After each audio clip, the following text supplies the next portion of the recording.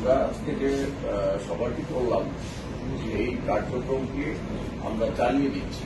এখানে যারা উপস্থিত আছেন সবাই নেতৃবৃন্দ দায়িত্বশীল এবং সবাই যার যার জায়গা থেকে স্ব দায়িত্ব পালন করছেন। কিন্তু যে বিষয়গুলো আমাদের জানা দরকার ছিল সেগুলো আমাদের আজকে যাদের সঙ্গে আমাদের মত বিনিময় সভা হল নারায়ণগঞ্জের দায়িত্বে যে দুজন প্রতিনিধি এসেছেন তাদের কাছ থেকে আমরা একটু গাইডলাইন পেলাম। এই গাইডলাইনটা আমরা মেনে চলতে চাই, সবাই যেন এই গাইডলাইন মেনে চলি এবং আরো যদি কিছু জানার থাকে ওনাদের ফোন নাম্বার রাখবেন। আপনারা যখন কাজ করতে গিয়ে যে প্রবলেমগুলো ফেস করবেন ওনাদের সঙ্গে ফোনে জেনে আপনারা সেই প্রবলেমগুলো সলভ করবেন। কারণ কাজ করতে গেলে কিছু নতুন নতুন সমস্যা দেখা দিতেই পারে। যেমন যে ফরম্যাটটা আজকে ফরম্যাটটা আমি আগেই দেখেছি সেখানে হোয়াটসঅ্যাপ এবং ফেসবুক আইডি উল্লেখ আছে, যদিও ওই সদস্য নবায়ন কিংবা প্রাথমিক সদস্য বইয়ের মধ্যে ওই কলাম নাই। কিন্তু আপনি যখন সদস্য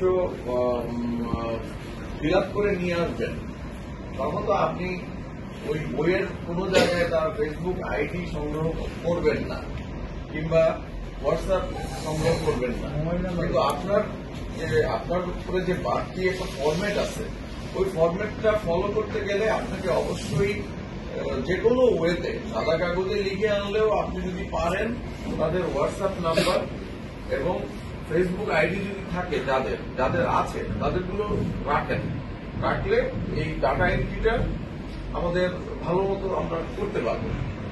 যাকে আমরা সদস্য করব সে অবশ্যই এই এলাকার ভোটার। এটা কি আছে? ডাবল হতে পারবে না।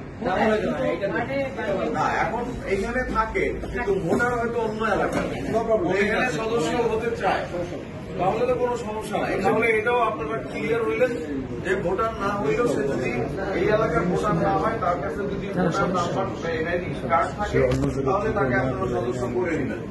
আরেকটা জিনিস খেয়াল রাখতে হবে সেটা হলো যে তরুণ প্রজন্মকে অগ্রাধিকার দিতে হবে এবং নারীদেরকে বেশি বেশি অগ্রাধিকার দিতে হবে। যেমন আমি মেম্বার হইলাম, আমি একজন মাত্র পুরুষ, বিএনপি করি আমার পরিবারে, কিন্তু আমার পরিবারে কিন্তু 5 জন সদস্য রয়েছে। আমার সন্তান রয়েছে যারা ভোটার, আমার ওয়াইফ রয়েছে, আমার বোন রয়েছে, আমার মা রয়েছে। তাহলে আমি চাইলে তো আমি 5 জনকে করতে পারি। তাহলে কেন আমরা এই টার্গেট পূরণ করতে পারবো না? আমাদের চেয়ারম্যান সাহেব 1 কোটি ভোটারের সদস্য সংগ্রহের টার্গেট দিয়েছে। আমাদের 64টা জেলা, আমরা যদি মহানগর সহ ধরি আমাদের 72টা ইউনিট, 72টা ইউনিটে যদি 1 লক্ষ করে হয় তাহলে তো হয় 72 লক্ষ, তাও তো 1 লক্ষ হয় না, তাহলে আমাদের 1 কোটি হয় না। তাহলে আমাদের করণীয় কি? আমাদের করণীয় হলো চেয়ারম্যান সাহেব যেহেতু এই কথাটা বলেছেন, ওনার সম্মানই আমাদের সম্মান। ওনার সম্মান রক্ষার জন্য আমরা যত সংখ্যক বেশি পারি, ওই যে 20 টাকা খরচ হবে, একটা বই আনতে 2000 টাকা হবে, এই চিন্তাটা কেউ করবেন না দয়া করে। যে বই কিনতে না পারবেন সে যোগাযোগ করবেন আমার সঙ্গে, আমরা যেভাবে পারি আমরা বই দিব। অনেককে তো দিচ্ছি বিনামূল্যে বই, তো অনেককে আমি দিয়েছি। হ্যাঁ,